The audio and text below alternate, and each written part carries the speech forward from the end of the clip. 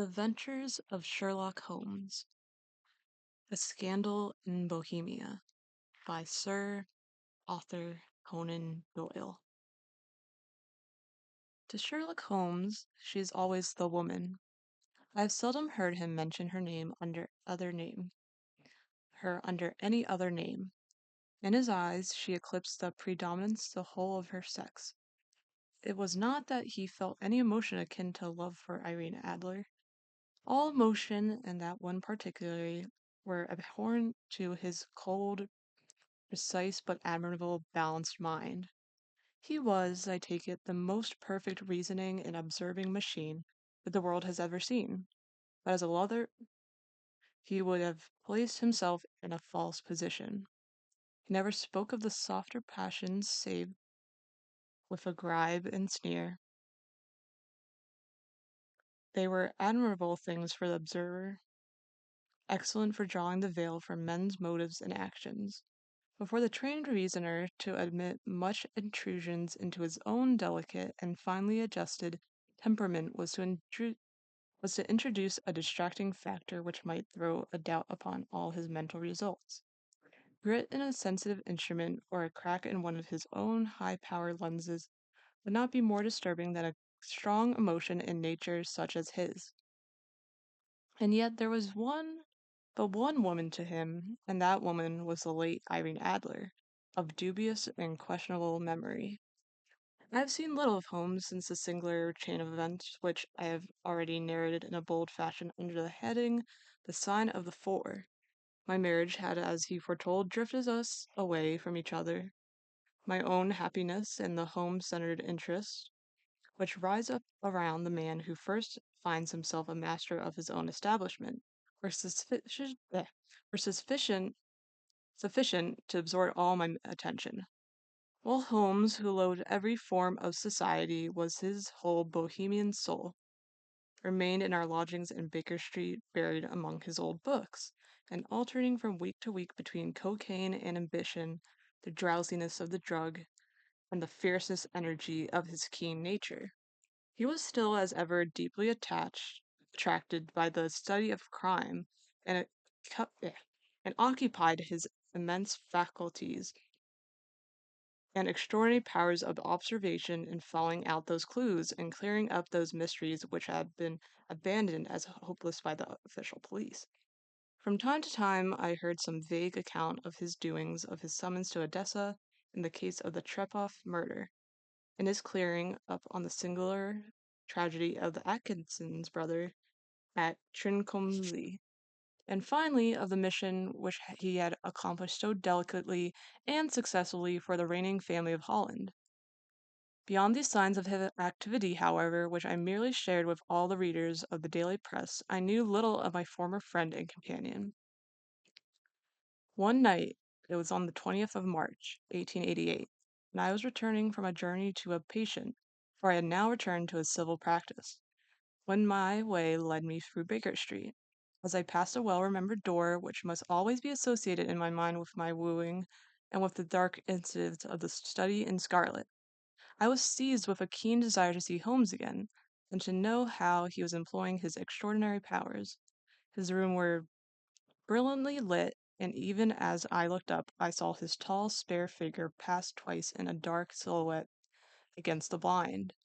He was pacing the room swiftly, eagerly, with his head sunk upon his chest and his hands clasped behind him. To me, who knew his every mood and habit, his attitude and manner, told their own story. He was at work again. He had risen out of his drug-created dreams and was hot upon the scent of a new problem. I rang a bell, and was shown up to the chamber which had formerly been in part my own. His manner was not effused. It seldom was, but he was glad, I think, to see me. With hardly a word spoken, but with a kindly eye, he waved me to an armchair, threw across his case of cigars, and indicated a spirit case and Gascine in the corner. Then he stood before the fire and looked me over in a singular introspective fashion. "What luck suits you?" he remarked. "I think, Watson, that you have put on 7.5 pounds since I saw you." "7?" I answered. "Indeed, I should have thought a little bit more. Just a trifle more fancy, Watson. And in practice, again, I observe you did not tell me you intended to go into harness. And how did you do it? I see, I deduce. And how do I know that you have been getting yourself very wet lately, and that you have been most clumsy and careless servant girl? My dear Holmes, said I, this is too much. You would certainly have been burned had you lived a few centuries ago. It's true that I had a country walk on Thursday and came home in a dreadful mess, but I have changed my clothes and I can't imagine how you deduce it. As to Mary Jane, she is incorrigible, and my wife has given her notice, but there again, I fail to see how you work it out. He chuckled to himself and rubbed his long, nervous hands together. It's in simplicity itself, said he. My eyes tell me that on the inside of your left shoe, just where the firelight strikes, the leather is scored by six almost parallel cuts. Obviously, they have been caused by some one who has very carelessly scraped around the edges of the sole in order to remove crust and must from it. Hence you see my double deduction that you have been out in vile weather, and that you have have had a particularly mal- malignant boots lighting specimen of London slavery. As to your practice, if a gentleman walks into my room smelling of iodoform, with a black mark of nitrate of silver upon his right forefinger, and a bulge on the right of his top hat to show where he has secret his stethoscope, I must be dull indeed if I do not pronounce him to be an active member of the medical profession. I could not help laughing at the ease with which he explained his process of deduction. When I hear you give your reasons, I remarked, the old thing always appears to me to be ridiculously simple that I could easily do it myself, though, as each successive instance of your reasoning, I am baffled until you explain your process, and yet I believe that my eyes are as good as yours. Quite so, he answered, lightly lighting a cigarette and throwing himself down into an armchair. You see, but you do not deserve. You see, but you don't do not observe. You see, but you do not observe. This distinction is clear. For example, you have frequently seen the steps which lead upon the hall to this room. Frequently? How often? Well, some hundred of times. Then how many are there? How many? I do not know. Quite so. You have not observed, and yet you have seen. That is just my point. Now I know that there are 17 steps because I have both seen and observed. By the way, since you are interested in these little problems, and since you are good enough to chronicle one or two of my trifling experiences, you may be interested in this. He threw over a sheet of thick, pink tinted notepaper, which had been lying upon the table. It came by the late post, said he. Read it out loud. The note was undated and without either signature or address. There will call upon a night at 7:45, it said. A gentleman who desires to consult you upon a matter of the very deepest moment. Your recent services to one of the royal houses of Europe have been shown that you are one who may safely be trusted with matters which are of importance, which can be hardly be exaggerated. This account of you we have from all quarters received, but in your chamber than at that hour, and do not take it amiss if your visitor wear a mask. This is indeed a mystery, I remarked. What do you imagine it means? I have no data yet. It's a capital mistake to theorize before one has data. In sensibility, one begins to twist facts to suit theories instead of theories to suit facts, but the note itself, what do you deduce from it? I carefully examined the writing and the paper upon which it was written. The man who wrote it was presumably well to do, I remarked, endeavoring to imitate my companion's process. Such paper could not be bought under half a crown a packet. It's a peculiarly strong and stiff. Peculiar, as the very word, said Holmes. It is not an English paper at all. Hold it up to the light. I did so and saw a large E with a small g, a P, a large G with a small t woven into the texture of the paper. What do you make of that? Asked Holmes. The name of the maker, no doubt, or his monogram, rather. Not at all. The G with the small t stands for Gesellschaft, which is the German for company. It is a customary contraction like our Co. P. course, stands for papier. Now for the EG. Let us glance at our Continental Gazette here. He took down a heavy brown volume from his shelves. Iglau, Iglonitz, here we are, Igria. It is in German-speaking country in Bohemia, not far from Carlsbad, remarkable as being the scene of the death of Wallenstein, and for its numerous glass factories and paper mills. My boy, what do you make of that? His eyes sparkled as he sent up a great blue triumphant cloud from his cigarette. The paper was made in Bohemia, I said. Precisely. And the man who wrote this note is German. Do you note the peculiar construction of the sentence? This account of you we have this account of you we have from all quarters received. Frenchman or Russian could not have written that. It is the German who is so uncourteous to his verbs. It only remains, therefore, to discover what is wanted by this German who writes upon Bohemian paper and prefers wearing a mask to show his face. And here he comes, if I'm not mistaken, to resolve all our doubts. As he spoke, there was a sharp sound of horse hoofs and grating wheels against the curb, followed by a sharp pull at the bell. Holmes whistled. A pair by the sound, said he. Yes, he continued, glancing out of the window. A nice little brougham and a pair of beauties. Pair and 50, oh, 150 guineas apiece. There's money in this case, Watson, if there's nothing else. I think that I'd better go, Holmes. Not a bit, doctor. Stay where you are. I'm lost without my Boswell, and this promises to be interesting. It'd be a pity if you miss it. But your client. Never mind I may want your help, and so may he. Here he comes. Sit down in that armchair, doctor, and give us your best attention. A slow and heavy step, which had been heard upon the stairs in the passage, paused immediately outside the door. Then there was a loud, authoritative tap. Come in, said Holmes.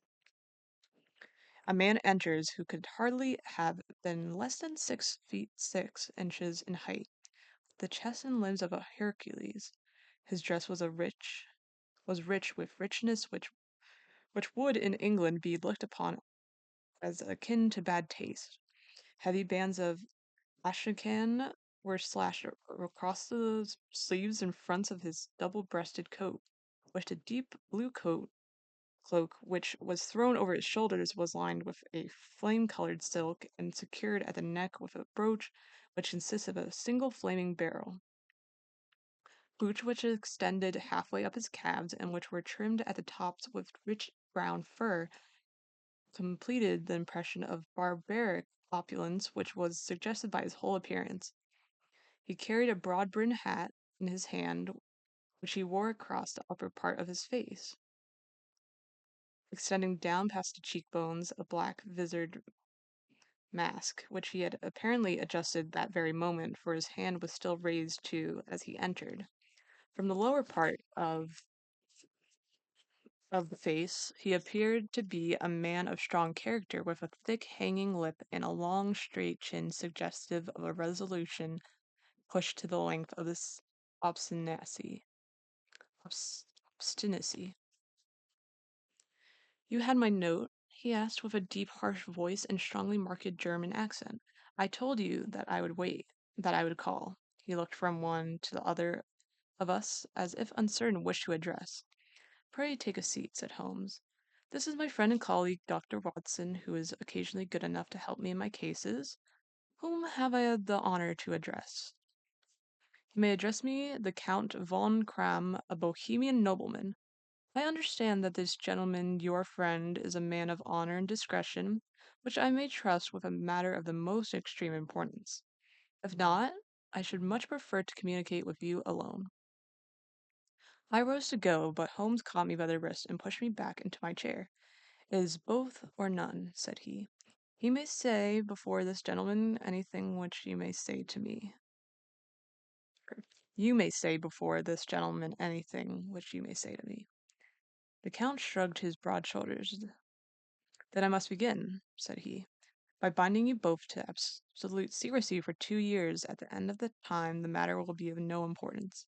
But at present, it is not and too much to say that it is of such weight it may have an influence upon European history. I promise, said Holmes, and I. You'll excuse this mask, continued our strange visitor.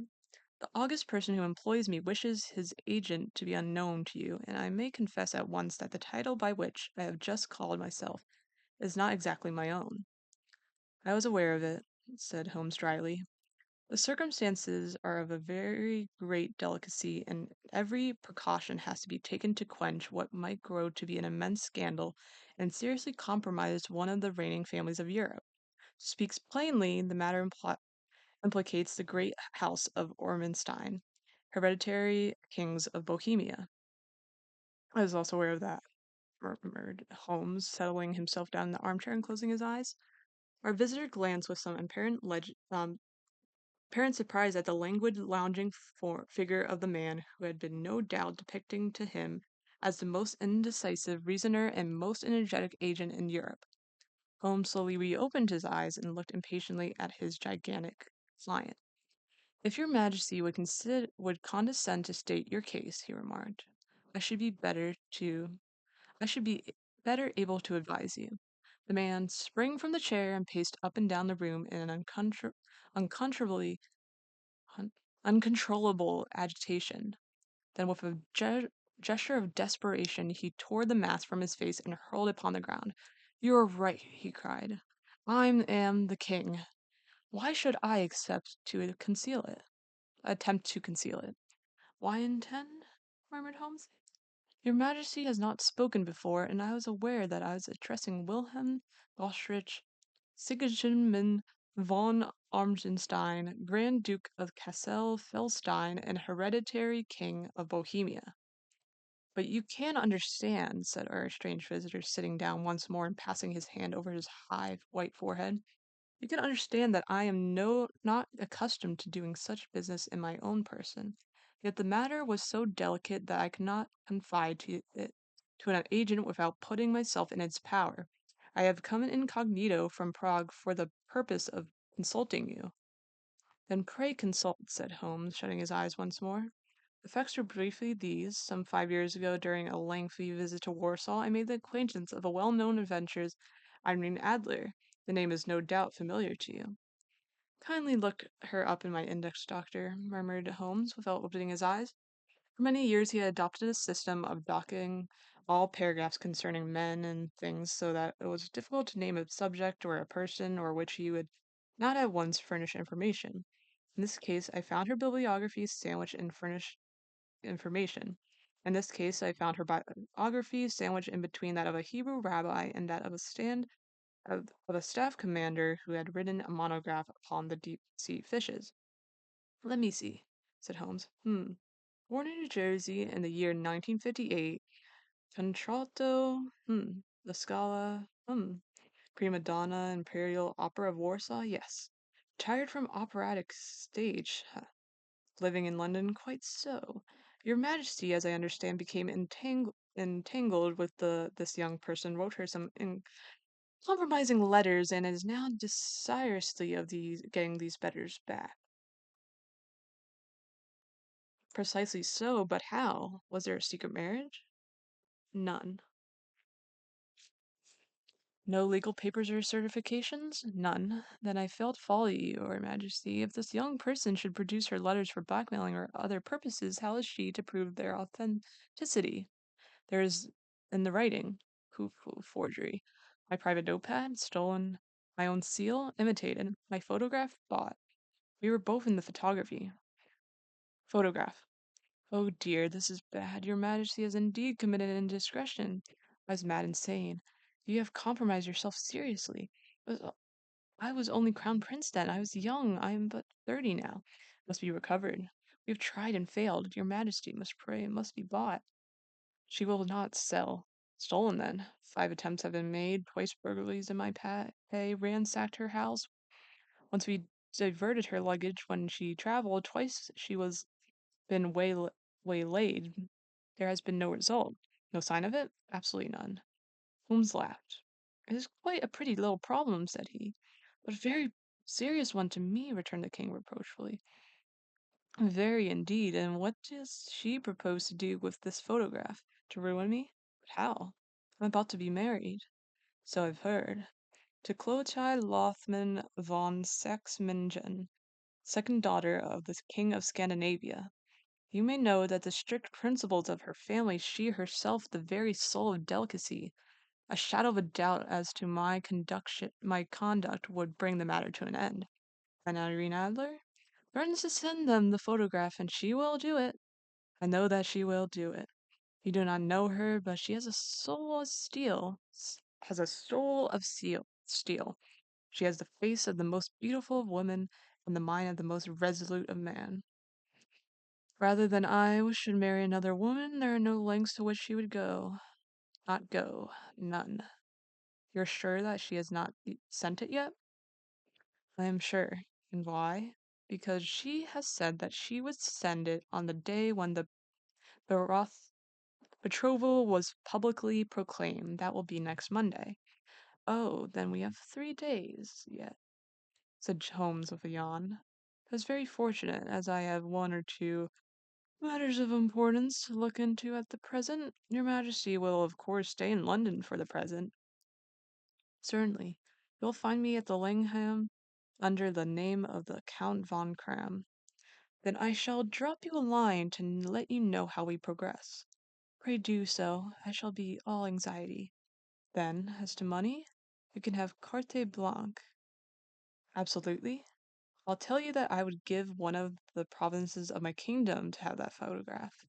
And for present expenses, the king took a heavy chamois leather bag from under his cloak and laid it upon the table. There are 300 pounds of gold and 700 in notes, he said. Holmes scribbled a receipt upon the sheet of his notepad and handed it to him. And mademoiselle's address? He had asked. In Briony Lodge, Serpentine Avenue, St. John's Wood. Holmes took a note of it. One other question, said he. Was the photograph a cabinet? It was. Then good night, your majesty, and I trust that we shall have some good news for you, and good night, Watson, he added as the wheels of the Royal Bogham rolled down the street. If you will be good enough to call tomorrow afternoon at 3 o'clock, I should like to have a chat with this little matter over with you. At 3 o'clock precisely I was at Baker Street, but Holmes had not yet returned. The landlady informed me that he had left the house shortly after 8 o'clock in the morning. I sat down beside the fire, however, with an intention of waiting for him. However long he might be, I was already deeply interested in his inquiry, for though it was surrounded by none of the grim and strange features which were associated with the two crimes which I had already recorded still, the nature of the case and the exalted station of his client gave it a character of its own. Indeed, apart from the nature of the investigation which my friend had on hand, there was something in his masterly grasp of a situation and in his keen, incisive reasoning which made it pleasure to me to study his system of work and to follow the quick, subtle methods by which he disentangled the most inextricable extricable mysteries. So accustomed was I to his invariable success that this very possibility of his failing had ceased to enter into my head. It was close upon 4 before the door opened, and a drunken-looking groom, ill-kept and side-whiskered, with an inflamed face and disreputable clothes, walked into the room. Accustomed as I was to and my friend's amazing powers in the use of disguises, I had to look 3 times before I was certain that it was indeed he. With a nod he vanished into the bedroom, whence he emerged in 5 minutes, tweed-suited and respectable as of old. Putting his hands into his pockets, he stretched out his legs in front of the fire and laughed heartily for some minutes. "Well, really," he cried, and then he choked and laughed again until he was obliged to lie back limp and helpless in the chair. "What is it?" "It's quite too funny. I'm sure you could never guess how I employed my morning or what I ended it by doing." "I can't imagine. I suppose that you have been watching the habits and perhaps the house of Miss Irene Adler?" Quite so, but the sequel is rather unusual, I'll tell you, however. I left the house a little after 8 o'clock this morning in the character of a groom out of work. There is a wonderful sympathy and freemasonry among horsey men. Well, be one of them, and you will know all that there is to know. I soon found Bryony Lodge it is a Bijouville with a villa with a garden at the back, but built out in the front right up to the two roads, 2 stories, Chubb locked to the door. Large sitting room on the right side, well furnished, with long windows almost to the door, and those preposterous English window fasteners which a child could open. Behind there was nothing remarkable save that the passage window could be reached from the top of a coach house. I walked round it and examined it closely from every point of view, but without noting anything else of interest. I then lounged down the street and found, as I expected, that there was a mews in the lane which runs down by one of the walls of the garden. I lent the Ulsters a hand in rubbing down their house horses, and received in exchange 2 pence, a glass of a half and a half, 2 fills of a shag tobacco, and as much information as I could desire about Miss Adler, to say none of it of half a dozen other people in the neighborhood in which whom I was not in the least interested, but whose biographies I was compelled to listen to. And what of Irene Adler? I asked. Oh, she has turned all the men heads down in that fort. She's the daintiest thing under a bonnet on this planet, and so say the Serpentine Muse to a man. She lives quietly, sings at concerts, drives out at 5 every day, and returns at 7 sharp for dinner. Seldom goes out at other times except when she sings. There's only one male visitor, but a good deal of him. He is a dark, handsome, and dashing. He never calls less than once a day, and often twice. He is Mr. Godfrey Norton of the Inner Temple. See the advantages of a cabman and a confidant? They had driven him home a dozen times from Serpentine Mews, and knew all about him. When I had listened to all that they had to tell, I began to walk up and down Bryony Lodge once more, and to think over my plan of campaign. This Godfrey Norton was evidently an important factor in the matter. He was a lawyer. That sounded ominous. Which was the relation between them, and what the objects of his repeated visits? What was she, his client, his friend, or his mistress? The former, she had probably transferred the photography to his keeping. If the latter was less likely, it was less likely. On the issue of this question depended whether I can continue my work at Bryony Lodge, or turn my attention to the gentleman's chamber to the temple. It was delicate. It was a delicate point, and it widened the field of my inquiry. I fear that I bore you with these details, but I have to let you see my little difficulties, if you are to understand the situation. I'm following you closely, I answered. I was still balancing the matter in my mind when a hansom cab drove up to Briney Lodge, and a gentleman sprang out.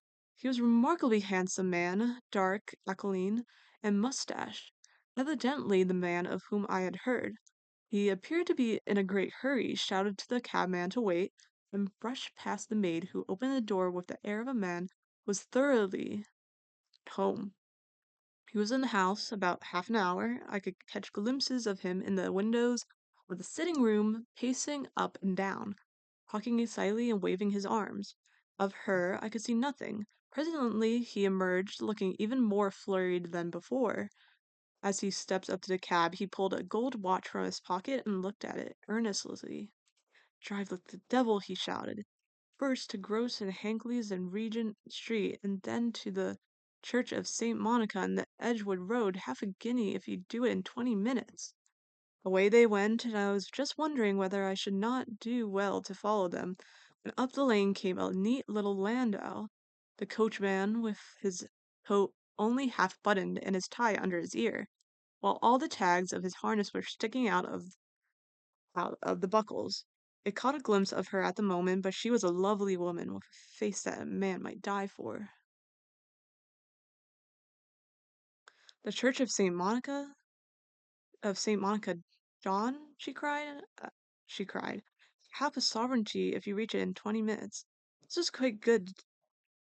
This was quite too good to lose, Watson. I was just balancing whether I should run for it or whether I should perch behind her landau when a cab came through the street. The driver looked twice as such a shabby fare, but I jumped in before he could object. The Church of St. Monica, said I, and a half a sovereign if you reach it in 20 minutes. It was 25 minutes to 12, and of course it was clear enough that what was in the wind. My cabby drove fast. I don't think I ever drove faster, but the others were there before us. The cab and the landau, with their streaming horses, were in front of the door, and when I arrived, I paid the man and hurried into the church. There was not a soul there save the two whom I followed, and Sir placed clergymen who seemed to be expostulating with them. They were all they were all three standing in a knot in front of the altar. I lounged up to the side aisle like any other idler who had dropped into a church. Suddenly, to my surprise, the three at the altar faced faced round to me, and Godfrey Norton came running as hard as he could towards me. "Thank God!" he cried. You'll do. Come, come." "What then?" I asked. "Come, come, only 3 minutes, or it won't be legal." I was half dragged up the altar, and before I knew it, I found myself mumbling responses which were whispered in my ear and vouching for things of which I knew nothing, and generally assisting to the secure tying of the Irene Adler spinster to Godfrey Norton bachelor. It was all done in an instant, and there was the gentleman thanking me on the one side and the lady on the other, while the clergyman beamed on me in front. It was the most preposterous position in which I had ever found myself in life, and it was the thought of it that started me laughing just now. It seemed that there had been some informality about their license, that the clergyman absolutely refused to marry them without a witness of some sort, and that my lucky appearance saved the bridegroom from having to sally out into the streets in search of a best man. The bride gave me a sovereign, and I mean it to wear it on my watch chain in memory of the occasion. This is a very unexpected turn of affairs, said I. And what then? Well, I found my plans very seriously menaced. It looked as if the pair might take an immediate departure, and necessitate very prompt and energetic measures on my part. At the church door, however, they separated. He turned back to the temple, and she to her own house. I shall drive in the park at 5 as usual, she said as she left him. I heard no more. They drove away in different directions, and I went off to make my own arrangements, which are some cold beef and a glass of beer. He answered, ringing the bell. I have been too busy to think of food, and I'm likely to be busier still this evening. By the way, doctor, I shall want your cooperation. I shall be delighted. Don't mind breaking the law? Not in the least. Not running a chance of arrest? On a good cause. Oh, the cause is excellent. Then I am your man. I was sure that I might rely on you. But what is it you wish? When Miss Turner has brought in the tray, I will make it clear to you now, he said as he turned in hungrily on the simple fare that our landlady had provided. I must discuss it while I eat, for I have not much time. It is nearly 5 now. In 2 hours we must be on the scene of action. Miss Irene, or Madam rather, returns from her drive at 7. We must be at Briony Lodge to meet her. And what then? We must leave that to me. Oh, you must leave that to me. I have already arranged what is to occur. There is only one point on which I must insist. You must not interfere, come what may. You understand? I am to be neutral? Do nothing whatever. There will probably be some small unpleasantness. Do not join in it. It will end in my being conveyed into the house. 4 or 5 minutes afterwards, the sitting room window will be open. You are stationed yourself to close that window. Yes. You are to watch me, for I will be visible to you. Yes. And when I raise my hand, so you will throw into the room what I give you to throw, and will at the same time raise the cry of fire. You quite follow me? Entirely. There's nothing very formidable, he said, taking a long cigar-shaped roll from his pocket. Is an ordinary plumber's smoke rocket filled with a cap at either end to make it self-lighting. Your task is confined to that. When you raise your cry of fire, it will be taken up by quite a number of people. You may then walk to the end of the street, and I will join you in 10 minutes. I hope that I have made myself clear. I'm to remain neutral, to get near the window to watch you, and at the signal to throw in this object, and to raise the cry of fire, you and to wait you at the corner of the street. Precisely. Then you may entirely rely on me. That is excellent. I think perhaps it is almost time that I prepare for the new role I have to play. He disappeared into his bedroom and returned in a few minutes in the character of an amiable, single-minded, nonconformist clergyman. His broad black hat, his baggy trousers, his white tie, his sympathetic smile, and general look of peering and benevolent curiosity were such as Mr. John Hare alone could have equalled. It was not merely that Holmes changed his costume. His expression, his manner, his very soul seemed very with every fresh part that he assumed. The stage lost a fine actor, even as science lost an acute reasoner, when he became a specialist in crime. It was 6:15 when we left Baker Street, and it still wanted 10 minutes to the hour when we found ourselves in Serpentine Avenue. It was already dusk, and the lamps were just being lighted as we paced up and down the front of Briony Lodge, waiting for the coming of its occupant. The house was just such as I had pictured it from Sherlock Holmes' succinct description, but the locality appeared to be less private than I expected. On the contrary, for a small street in the quiet neighborhood, it was remarkably animated. There was a group of shabbily dressed men smoking and laughing in a corner, a scissors grinding grinder with his wheel, two guardsmen who were flirting with a nurse girl, and several well-dressed young men who were lounging up and down with cigars in their mouths. "You see," remarked Holmes, as we paced to and fro in front of the house, "this marriage rather simplifies matters. The photograph became a double-edged weapon now. The chances as that she would be adverse to it being seen by Godfrey Norton, as our client is coming to the eyes of his princess. Now the question is where we find the photograph. Where indeed? It is most unlikely that she carries it about with her. It is a cabinet size, too large for easy concealment about a woman's dress. She knows that the king is capable of having her waylaid and searched. Two attempts of the sort have already been made. We may take it, then, that she does not carry about her with her. Where then? Her banker or her lawyer. There is that double possibility, but I am inclined to think neither. Women are naturally secretive, and they like to do their own secreting. But should she hand it over to anyone else?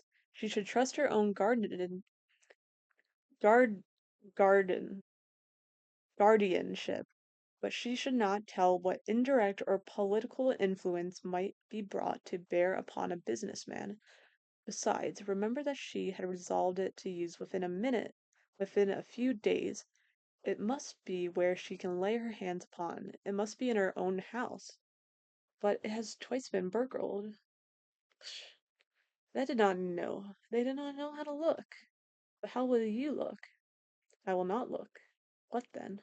I will get her to show me. But she will refuse. She will not be able to. I but I hear the rumble of wheels. It is her carriage. Now carry out my orders to the letter. As he spoke, the gleam of the side lights of the carriage came round the curve of the avenue. It was a smart little landau which rattled up to the door of the Briony Lodge. As it pulled up, one of the living men at the corner dashed forward to open the door in the hope of earning a copper, but was elbowed away by another loafer who had rushed up with the same intention. A fierce quarrel broke out, which was increased by the two guardsmen who took sides with one of the loungers and by the scissor grinder, who was equally hot upon the other side. The blow was struck, and in an instant the lady who had stepped from her carriage was the centre of a little knot of flushed and struggling men, who struck savagely at each other with their fists and sticks. Holmes dashed into the crowd to protect the lady, but just as he reached her, he gave a cry and dropped to the ground, with the blood running freely down his face. At his fall, the guardsmen took to their heels in one direction and the loungers in the other, while a number of better dressed people who had watched the scuffle without taking part in it crowded in to help the lady and to attend the injured man. Irene Adler, as we'll call her, had hurried up the steps, but she stood at the top with her superb figure outlined against the lights of the hall, looking back into the street. "Is the poor gentleman much hurt?" she asked. "He is dead," cried several voices. "No, no, there's life in him," shouted another, "but he'll be gone before you can get him to hospital." "He's a brave fellow," said a woman. "They would have had the lady's purse and watch it if it hadn't been for him. They were a gang and a rough one, too. Ah, he's breathing now. He can't lie in the street. May we bring him in, ma'am?" "Surely. Bring him into the sitting room. There's a comfortable sofa. This way, please." Slowly and solemnly he was borne into Bryony Lodge and laid out in the principal room, which I still observed the proceedings from my post by the window. The lamps had been lit, but the blinds had not been drawn, so I could see Holmes as he lay upon the couch. I do not know whether he was seized with compunction at that moment for the part he was playing, but I know that I was never felt more heartily ashamed of myself in my life than when I saw the beautiful creature against whom I was conspiring, or the grace and ki- kindliness with which she waited upon the injured man. And yet it would be the blackest treachery to Holmes to draw back now from the part which he had entrusted to me. I hardened my heart and took the smoke rocket from under my ulcer. And after all, I thought, we are not injuring her, we are but preventing her from injuring another. Holmes had sat upon the couch, and I saw him motion like a man who is in need of air. A maid rushed across and threw open the window, and at that same instant I saw him raise his hand, and at the signal I tossed my rocket into the room with a cry of fire. The word was no soon out of my mouth than the whole crowd of spectators, well dressed and ill gentlemen, ostlers, and servant maids, joined in a general shriek of fire. Thick clouds of smoke curled through the room and out of the open window. I caught a glimpse of rushing figures, and at a moment later, the voice of Holmes was within assuring them that it was a false alarm. Slipping through the shouting crowd, I made my way to the corner of the street, and in 10 minutes was rejoiced to find my friend's arm in mine, and to get away from the scene of uproar. We walked swiftly in silence for some minutes until we had turned down one of the quietest streets which led towards Edgware Road. "You did it very nicely, doctor," he remarked. "Nothing could have been better. It is all right. You have the photograph?" "I know where it is." "And how did you find out?" "She showed me, as I told you she would." "I am still in the dark." "I do not wish to make a mystery," said he, laughing. "The matter was perfectly simple. You, of course, saw that every one in the street was an accomplice. They were all engaged for the evening. I guessed as much. Then when the row broke out, I had a little moist red paint in the palm of my hand. I rushed forward, fell down, clapped my hand to my face, and became a hideous spectacle. Hide, hide, hideous spectacle is an old trick that also I could fathom. Then they carried me in. She was bound to have me in. What else could she do? And in her sitting room, which was the very room which I suspected, it lay between that and her bedroom, and I was determined to see which. They laid me upon a couch. I motioned for air. They were compelled to open the window, and you had your chance. How did that help you? It was all important. When a woman thinks that her house is on fire, her instinct is at once to rush to the thing which she values most. It is a perfectly overpowering impulse, and I was more than once taken advantage of it. In the case of the Darlington substitute scandal, it was of use to me, and also in the Arnesworth Castle business, and married a woman grabbed at her buried and unmarried one reached for a jewel box. Now it was clear to me that Our Lady of today had nothing in the house more precious to her than what we were in quest of. She rushed to secure it. The alarm of the fire was admirably done. The smoke and shouting were enough to shake nerves of steel. She responded beautifully. Photograph in a recess behind a sliding panel just above the right bell pull. She was there in an instant, and I caught a glimpse of what it was. She half drew it out. When I cried out that it was a false alarm, she replaced it, glanced at the rocket, rushed from the room. I have not seen her since. I rose and, making my excuse, escaped from the house. Had hesitated whether to attempt to secure the photograph at once, but the coachman had come in, and he was watching me narrowly. It seemed safer to wait. A little over precipitance may ruin all. And now? I asked. Our quest is practically finished. I shall call with the king tomorrow, and with you, if you are to come with us, we will be shown into the sitting room to wait for the lady. But it's probable that when she comes she may find neither us nor the photograph. It might be satisfaction to his majesty to regain it with his own hands. And when will you call? At 8 in the morning. She will not be up, so that we shall have a clear field. Besides, we must be prompt, for this marriage may mean a complete change in her life and habits. I must wire to the king without delay. We had reached Baker Street and stopped by the door. He was searching his pockets for the key when someone passing said, "Good night, Mr. Sherlock Holmes." There were several people on the pavement at the time, but the greeting appeared to come from a slim youth in an ulster who had hurried by. "I've heard that voice before," said Holmes, staring down the dimly lit street. "Now I wonder who the deuce that could have been." I slept at Baker Street that night, and we were engaged upon our toast and coffee in the morning when the King of Bohemia rushed to the room. "You have really got it?" he cried, grasping Sherlock by either shoulder and looking eagerly into his face. "Not yet. We have hopes." "I've hopes? Then come. I am impatient to be gone." "We must have a cab." "No, my brougham is waiting." Then that will simplify matters." We descended and started off once more for Briony Lodge. "Eileen Adler is married," remarked Jones. "Married? When?" "Yesterday." "But to whom?" "To an English lawyer named Norton." "But she could not love him." "I'm in hopes that she does." "And why in hopes?" "Because it would spare your majesty all fear of future annoyance. If the lady loves her husband, she does not love your majesty. If she does not love your majesty, then there is no reason why she should interfere with your majesty's plan." "It is true, and yet, well, I wish she had been one of my own station. What a queen she would have made." He relapsed into a moody silence, which was not broken until we drew upon Serpentine Avenue. The door of Briony Lodge was open, and an elderly woman stood upon the steps. She watched us in a sardonic eye as we stepped from the brougham. "Mr. Holmes, Mr. Sherlock Holmes, I believe," said she. "I am Mr. Holmes," answered my companion, looking at her with a questioning and rather startled gaze. "Indeed. My mistress told me that you were likely to call. She left this morning with her husband by the 5:15 train from Charing Cross for the Continent." "What?" Sherlock Holmes staggered back, white and chagrined in surprise. "Do you mean that she has left England?" "Never to return." "And the papers?"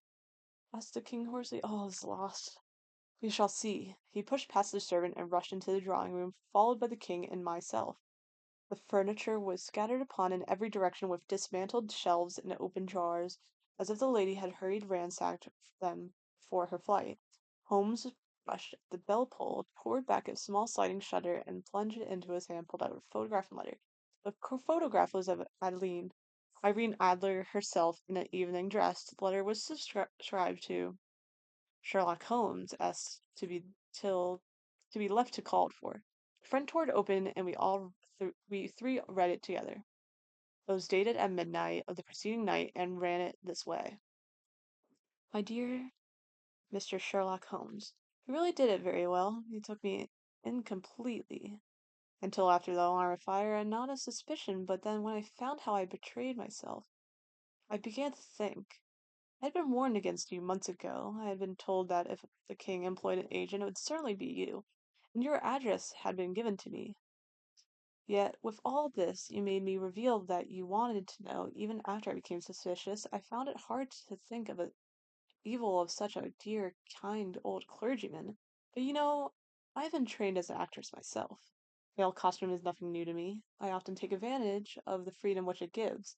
I sent John, the coachman, to watch you, ran upstairs, got into my walking clothes, and I called them and came down just as you departed. Well, I followed you to your door, and so made sure that I was really an object of interest to celebrate Mr. Sherlock Holmes. Then I rather imprudently wished you a good night and started for the temple to see my husband.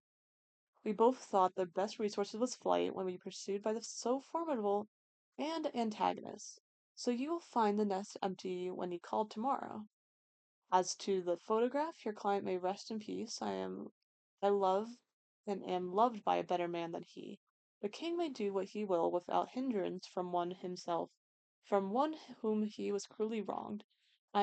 Keep it only to safeguard myself and to reserve a weapon which will always secure me from any steps which he might take in the future. I leave a photograph which he might care to possess, and I remain, dear Mr. Sherlock Holmes, very truly yours, Irene Norden Nee Edler.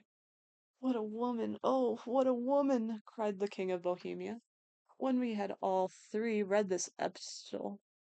Did I not tell you how quick and resolute she was? Would she not have been made an admirable queen? It's not a pity that she was not at my level. From what I have seen of the lady, she seems indeed to be a very different level to your majesty, said Holmes. I'm sorry that I have not been able to bring your majesty's business to a more successful conclusion. On the contrary, my dear sir, nothing could be more successful. I know her word is inviolate. The photograph is now as safe as it were in the fire. I'm gladly to hear your majesty say so. I am immensely indebted to you. Pray tell me in what way I can reward you. This ring. He slipped an emerald snake ring from his finger and held it upon the palm of his hand. Your Majesty has something which I should value even more highly. You have but to name it. This photograph. The king stared at him in amazement. Irene's photograph! Certainly, if you wish it. I thank your Majesty. Then there is no more to be done in the matter. I have the honor to wish you a very good morning. He bowed and turned away without observing the hand which the king had stretched out to him. He set off in my company for his chambers. And that was how a great scandal threatened to affect the kingdom of Bohemia, and how the best plans of Sherlock Holmes were beaten by a woman's wit. He used to make merry over the cleverness of woman, but I have not heard him do of late. And when he speaks of Irene Adler, or when he refers to a photograph, it is always under the honorable title of the woman.